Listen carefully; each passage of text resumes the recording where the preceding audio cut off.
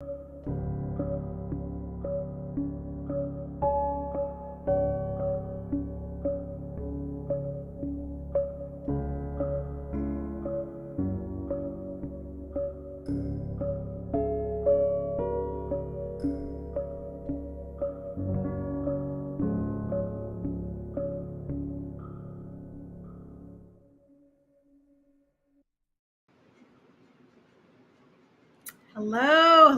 Good evening, everyone.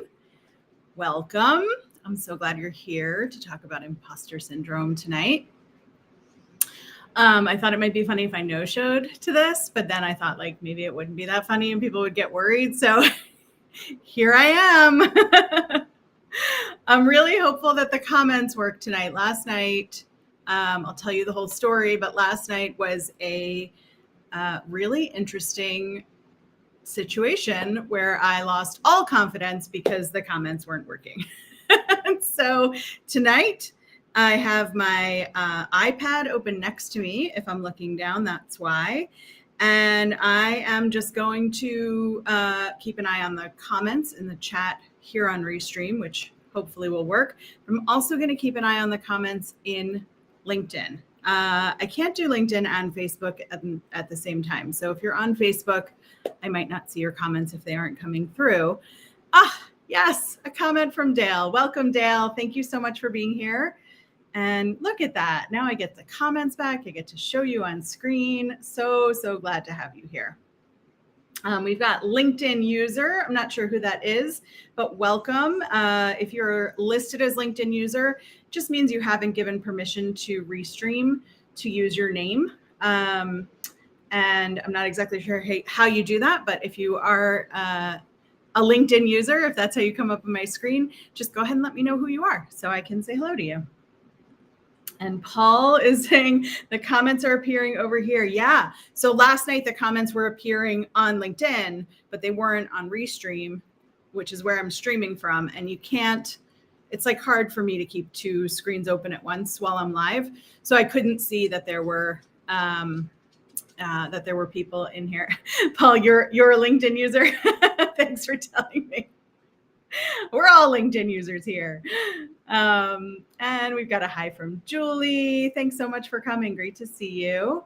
And from Heather. So nice to see you. And Nancy, thanks for coming. So glad we got in touch today. Amazing. So glad to have you all here. So I'm on this quest to do 21 days of lives.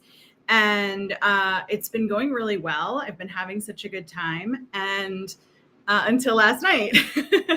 And so last night I came on live, and the last several nights, I've been learning how to use the streaming software better. I've been learning to invite people to my LinkedIn lives so that I don't have to count on people sort of stumbling across it. And I've been having so much more fun on LinkedIn Live. And Haley, my name is big there. Thank you. And Paul's, thanks, Coach. Appreciate that. Thanks. Oh, great. And Nancy, you're glad we got in touch too. Awesome. So I was I've been learning live better, and I've been getting more interaction in the chat, which I love. If you're joining me tonight for the first time, I love having a conversation. I mean, I can talk to you all day long about what I'm passionate about, but I love the interaction. Hey, Jen, nice to see you. Thanks for coming. So I love the interaction. So kick in anytime. I'm happy to interrupt myself and be with you in conversation. So Paul's got the comedy routine going here in the comments tonight. I'll be here all week, Paul. So I came on last night expecting what I had built up, which was 6 previous nights of and days of people chatting with me. And I showed up last night, and nobody was chatting. And so there was a little bit of like, tap, tap, tap, is this thing on, but more so like a jump to what did I do? Who have I offended? What did I mess up? What have I done to relationships that like there's some sort of boycott on me, right? Like all of these like not really rational thoughts are going through my mind as I'm talking live, because like I am live. That's what I committed to. I can see that I'm live. So I know I'm going out. I just don't know if anybody is watching me because the comments weren't working. So it didn't occur to me in the moment because, you know, you panic a little bit and you've got to control as many factors as you can. So I was controlling as much as I could what I was talking about and where I was going, and got to see after the chat that after the live that my chat was filled with comments of people saying like, we're here, we can see you. So thank you, first of all, to everybody who showed up last night and kept commenting despite me not being able to see your comments. My lesson is that in order to be fully prepared, I have my iPad over here on one side, and I've got Restream on the screen on my laptop in front of me. So if one thing doesn't work, the other thing does. What I have to sort of get over is the distraction of seeing me talking to me right there. I already see me talking to me here straight ahead of me, and I see me in like a little thumbnail of me to the left of me, and now there's like a third me. So it feels a little funhouse effect in here. But, you know, it got me thinking after I got off of live last night, it got me thinking about imposter syndrome and how no matter how confident we get, no matter how successful we feel we are, no matter where we are in our careers, you know, 25 years out of school, and I know how to be an adult human, right? That's what I was doing last night, was being an adult human. And Lee says it's just all of your personalities. Well, you know, I don't show all of them at night, but I'm going to talk about some of them tonight. So thanks for that reminder. So I get off the live and I'm like, well, that was terrible. Like, clearly nobody likes me. Nobody wants me at their lunch table. Nobody wants to interact with me. Meanwhile, I have all of these longstanding and developing and building relationships through LinkedIn, through Facebook, and through other avenues that, like, I know I'm like a pretty okay professional. I'm actually really good at my job, and I am a really good networker.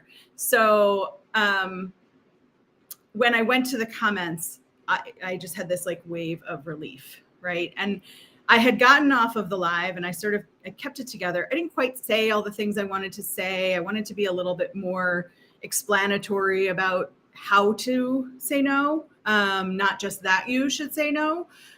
So we may come back to another conversation about saying no and setting boundaries in a, you know, from a little bit of a different angle on another night. But you know, I saw some of my favorite people in the comments, and they were talking to each other a little bit, which is nice. So there was conversation going on, and I was relieved and I was sort of reassured. And then I sat back and I was like, what happened to me? Right? Like, I'm normally pretty confident, and we all have moments where we're less so, but I'm normally pretty confident. And Dale said, you are not just okay, Lauren, you are fine. Dale, I am better than fine. I do not settle for fine. Sorry to wag my finger at you for that, but yeah, we talk about fine and more than fine all the time over in my world.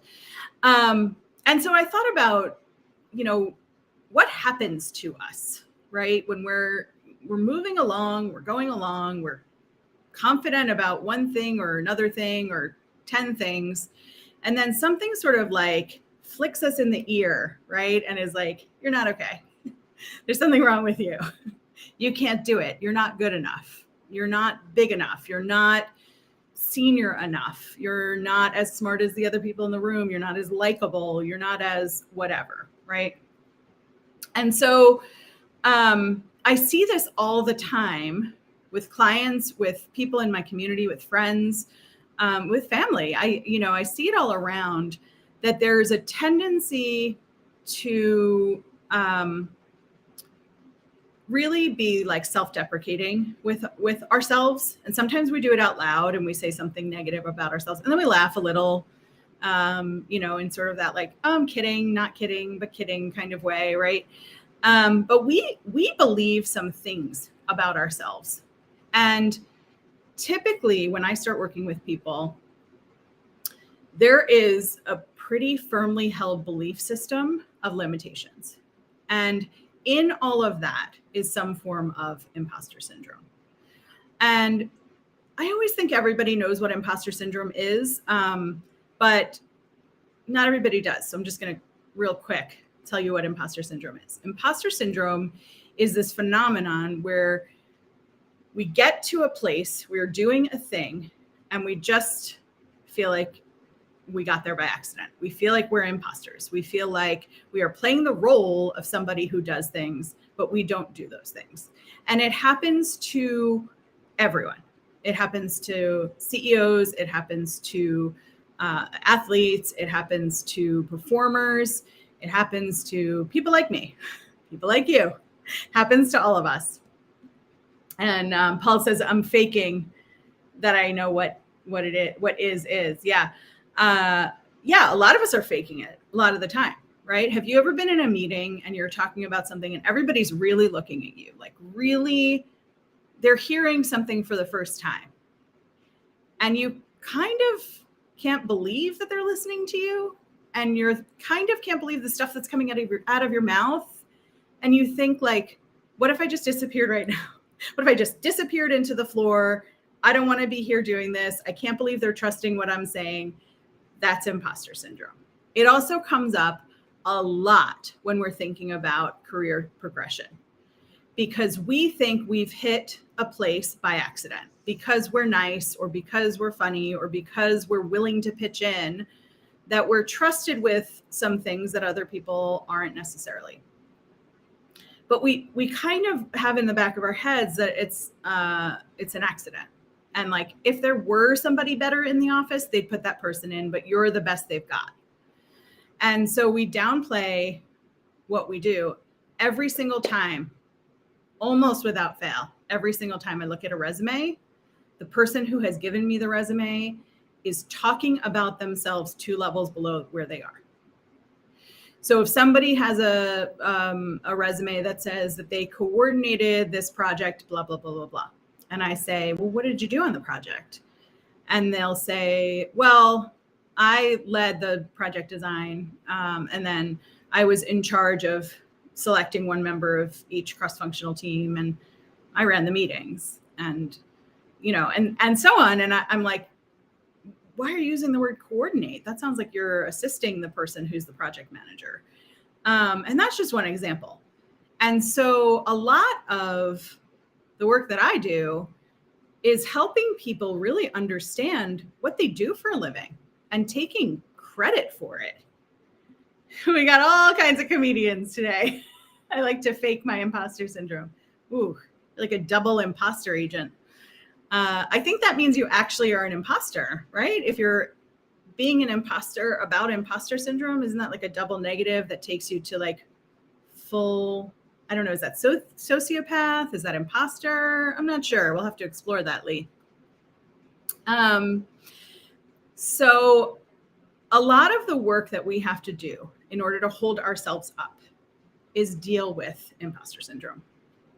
And so an exercise that I've done that has really worked well for me is identifying my monsters. And some people call them survival mechanisms, and some people call them, Leah says, maybe you are a secret agent, Lee. Who knows? I am glad to know you, and hopefully you're a secret agent in my favor and not like investigating something that's going on with me.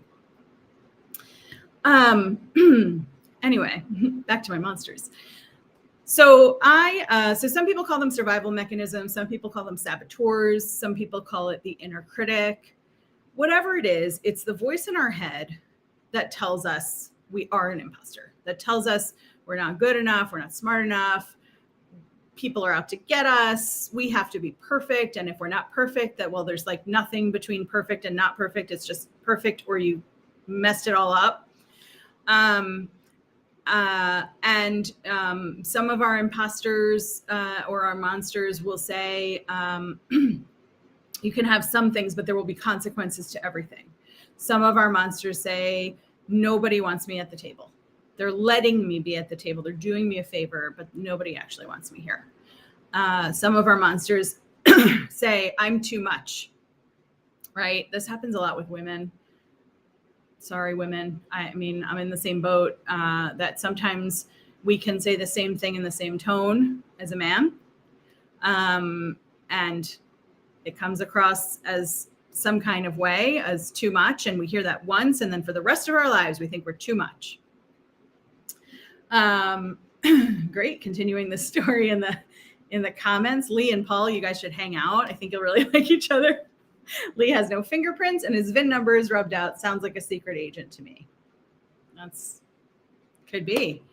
Hopefully you have a modern enough iPhone that it does facial recognition. You don't need your fingerprints. So, oh, and Chris is here. Hey, Chris, welcome. Glad to have you. So I want to tell you about my monsters. Your monsters may be similar. They may be the same. They may be different. For me, it was really helpful to sort of personify my monsters, my imposters, my survival mechanisms, because I could really clearly define them, identify them, and like be in conversation with them, which, you know, maybe makes me sound a little bit, you know, off my rocker, but here I am. Lee wants us to keep his secret that he's a secret agent. Absolutely. This is a public LinkedIn chat, and the only people who will see it and we've got LinkedIn user. I'm sorry, I can't see your name. Oh, Dr. Jerry. Thank you so much, Dr. Jerry, for putting your name in the chat. I appreciate it. I definitely feel like I'm too much. Yeah, that happens with a lot of us. And then we try to quiet ourselves, and then we try to speak up in different ways that don't feel natural. Thanks for the pardon, Paul. We try to speak up in different ways that don't feel natural, right? And that's when you hear a lot of people saying, like, I just want to say blah, blah, blah, blah. Does that make sense? Does everybody understand? Which, does that make sense is still a phrase I'm trying to get out of my own vocabulary. But we try not to be to anything. We want to be sort of neutral and light and praised, right? So these are my monsters. I have one monster who lives at the bottom of my left pant leg. His name is Monster. I'm not super creative with names, which is funny because I'm a pretty creative person, but I have a dog named Puppy. She has a stuffed duck named Duck. You can see where we're going with this. So I have a monster named Monster. He's like a little blue guy with overalls and a striped shirt. So he looks like he's cute. He's got big blue hair and like a cute smile. And he just stands at the bottom of my left pant leg and he says, like, you're dumb. You shouldn't do this. Maybe you should go back to your corporate job. That was safe. Nobody wants to listen to you. Nobody wants to hear what you say. You're not going to make it. You should be quieter. You should be in the background. You should be helping someone else be successful. That's your role. Why don't you go sit down? You're never going to be good enough, smart enough, tall enough, pretty enough, thin enough, funny enough. Stay in the background. So that's the monster, right? That's the monster named Monster who tells me I'm not good enough. Then there's an old lady in a rocking chair, super old lady, super grumpy, white hair, bun, just sitting in her rocking chair, eyes all squinty, telling me they're out to get me, telling me that people aren't as nice as they seem. Step on him. You know what, Lee? I'm going to talk about that in a minute. Then there's a little old lady, rocking chair, squinty eyes, white bun. And she tells me they're out to get you. Anybody who wants to talk to you, they want something from you. Anything that you pay for, it's a trick. They're going to try to get more money out of you, right? So we've got the monster, who's the not good enough monster. We've got the they're out to get you suspicious old lady.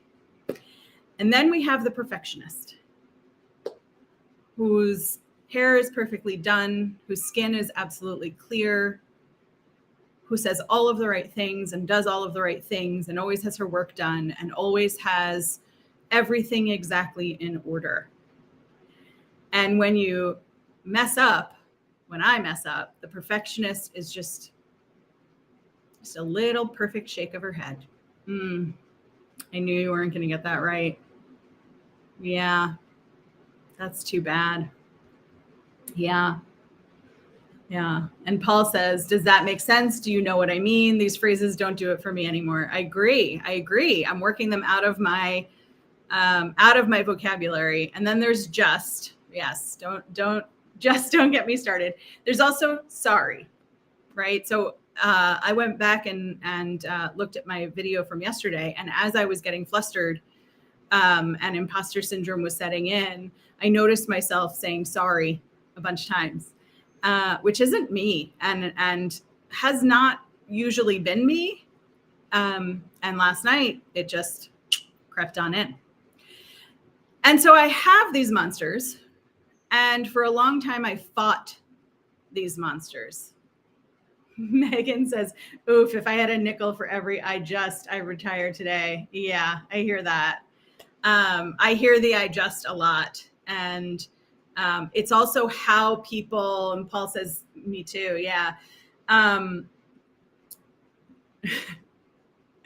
Nancy says, why do I start with apologies? Oh, yes. Same. Been there. Yeah. We don't need to apologize for ourselves, but our imposter sneaks in.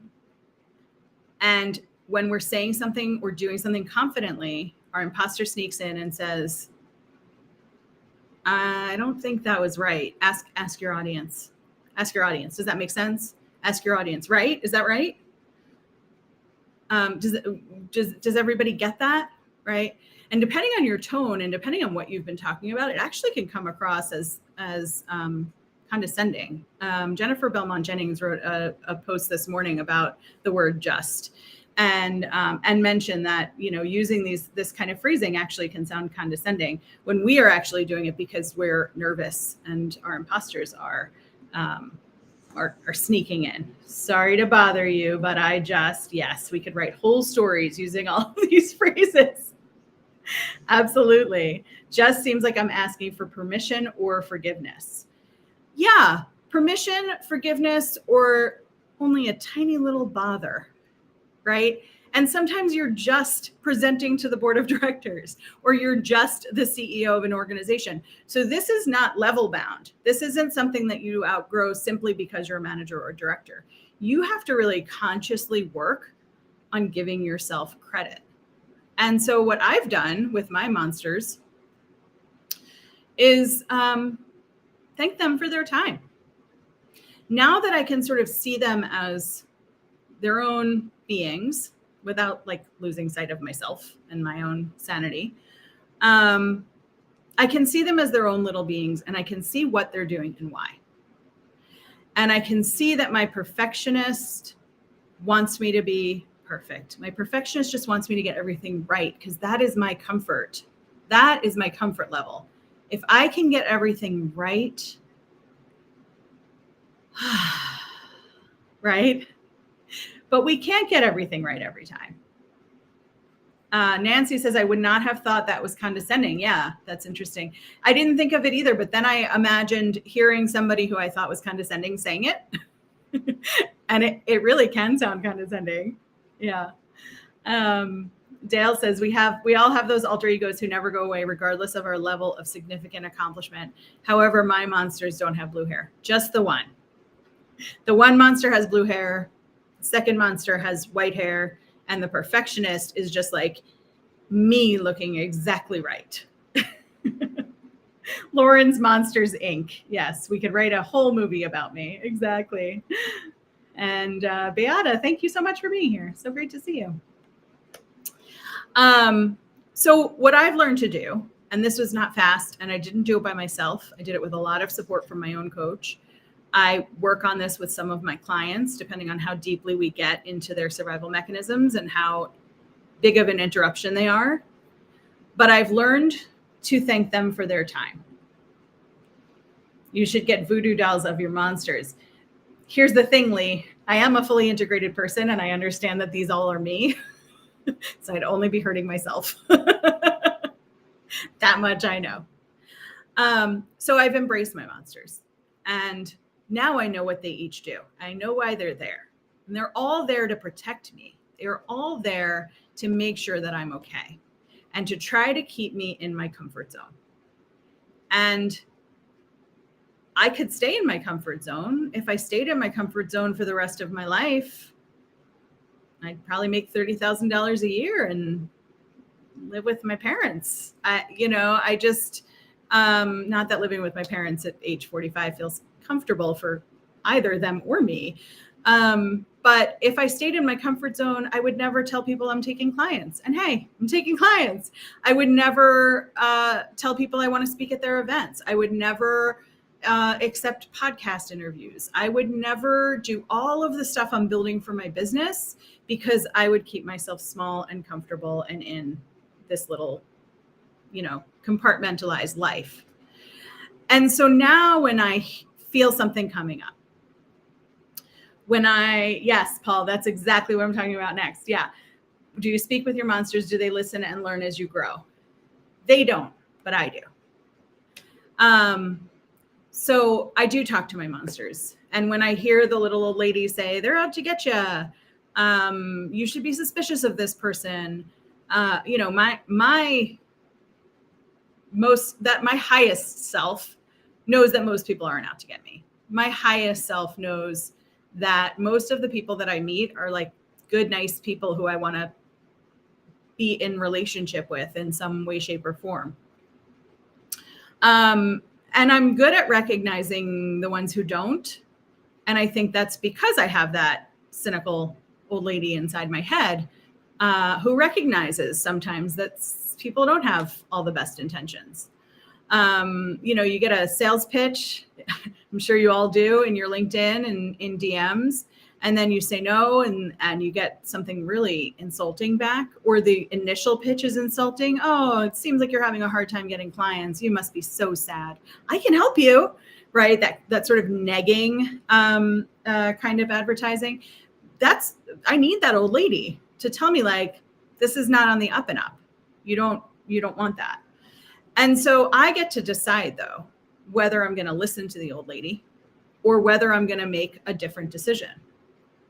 Paul says, self-awareness and growth with the help of your monsters. Very good. Yes. Thank you. The monster who tugs at the bottom of my leg, he's almost always wrong. He wants to keep me like safe and compact because he only knows what we already know.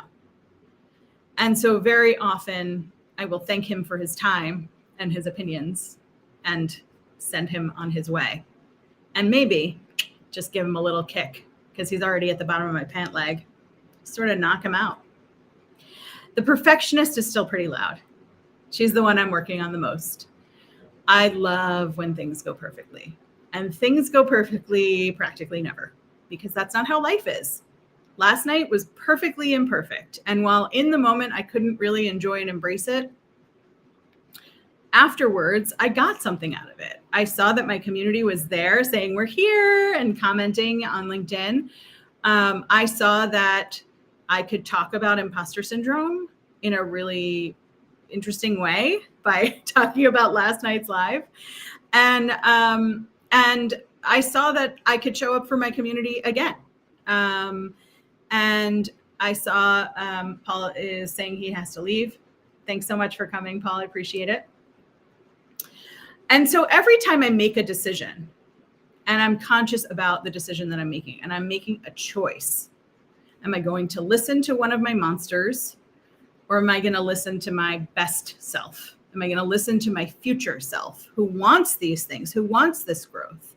And for many years, I listened to all of my monsters. And while I was growing, and while I was an executive, and while I was managing other people, and while I was coaching other people, I felt like I was an imposter. I felt like, why are they trusting me to do this? Who am I? And some of you know that in my last job, I was the vice president of every interim position. And so it can't be an accident that they trusted me to manage marketing and fundraising and finance. And I wasn't great at all of them. I was keeping things tied together with Band-Aids and bubble gum. But I was keeping it tied together, and I was trusted to do that. And I was an executive, and I had a hard time recognizing that I was an executive and acknowledging that I was an executive. And good news is it didn't really go to my head. I didn't walk around with my like executive badge on saying, yeah, we didn't have badges, but actually it would be pretty cool. But I didn't recognize my power. And that's what our survival mechanisms, what our saboteurs do to us. And they give us this imposter syndrome. They don't want us to recognize our power because if we recognize how powerful we are, our imposters will have nothing to do. They will not be busy anymore. And they will be uncomfortable watching us thrive in new ways that don't feel like things that they know, that don't feel familiar. And I often talk about the comfy blanket that we wrap around ourselves, right? Those blankets that go on your bed are called comforters for a reason, because you wrap up in them and you just feel so comfy and warm and familiar, and you know what your detergent smells like, and you know what that blanket feels like. And your monsters, your imposters are happy when you're wrapped up in your warm, cozy blanket. But what happens is your survival mechanisms, your monsters don't recognize when things are changing. So your higher self, you look down at your comfy blanket and you see like it's tattered over here. There's a big hole right here, and it's unraveling at the edges, and it's like real threadbare. All of the cotton has sort of, disintegrated over time, and you're not comfortable anymore. But it's all your survival mechanism knows. And so it wants to keep you there, even though it's not comfortable anymore. So it really becomes the familiar zone instead of the comfort zone. And you can stay there for the rest of your life. You can stay in the job, at the level, in the career that you are in for the rest of your life and never stretch yourself any farther than you've already stretched yourself. And you can be pretty happy doing it. It's when you're not happy and you're trying to convince yourself that you're happy that you end up in this state of fine. And fine, as we all know, is a trap. Fine is the trap that we get into when we're walking around doing our jobs and saying, I don't really want to do any of this, but it's fine because I have flexibility, but it's fine because I'm making a lot of money, but it's fine because I love my boss. Nancy says, that's the wrong blanket. It is the wrong blanket. There are new, fresh, beautiful blankets everywhere. And like Pottery Barn has the softest blankets.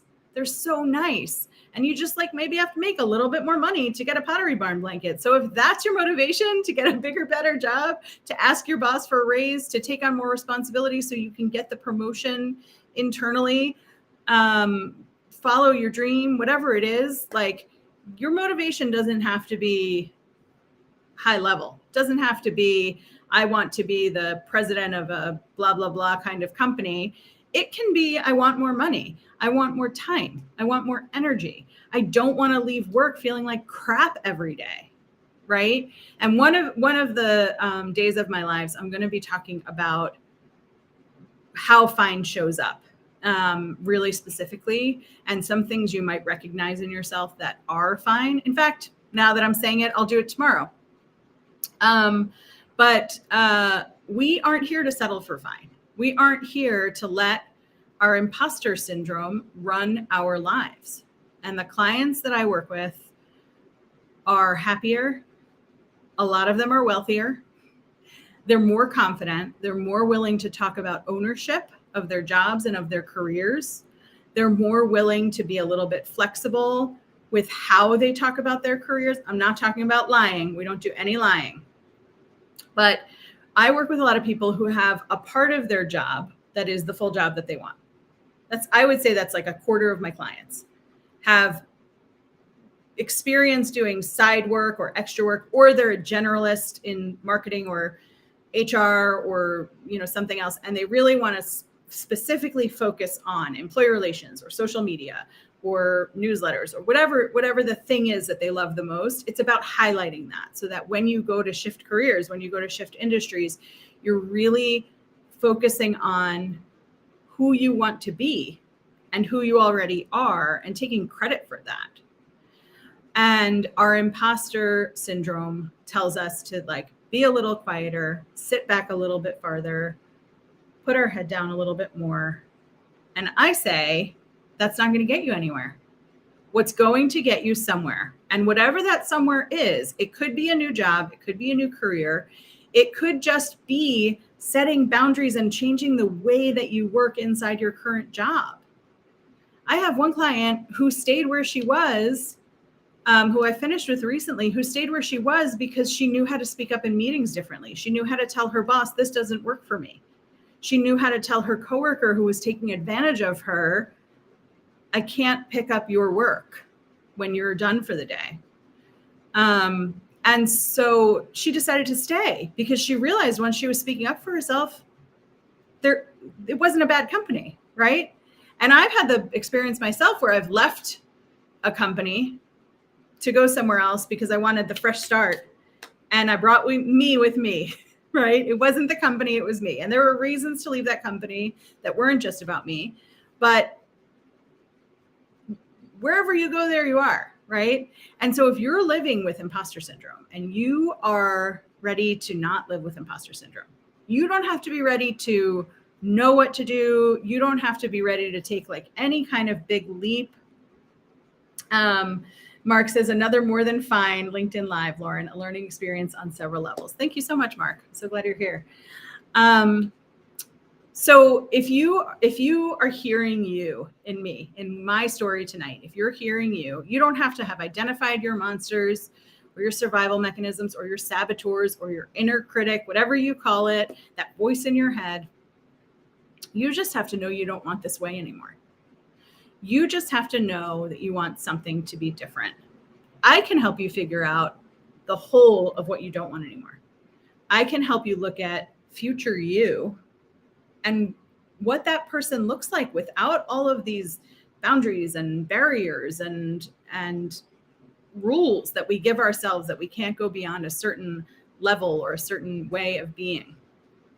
And I can help you go from fine to amazing. So if this resonates with you, send me a DM. When you send me a DM, I'll send you a link to set up a time to talk to me. We will talk about what you're after, what's not okay in your life anymore.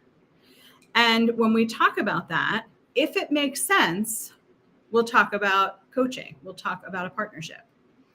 I don't just sell. I'm not here to get you in a car. I'm not here to get you a membership.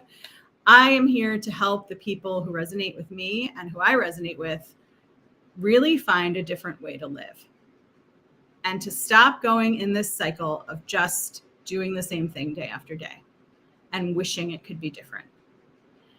So on that note, I'm going to end for tonight. I will see you all tomorrow, and I will be talking about all of the different ways that we convince ourselves we're fine. Thanks so much for being here, everybody. Have a terrific night. See you tomorrow.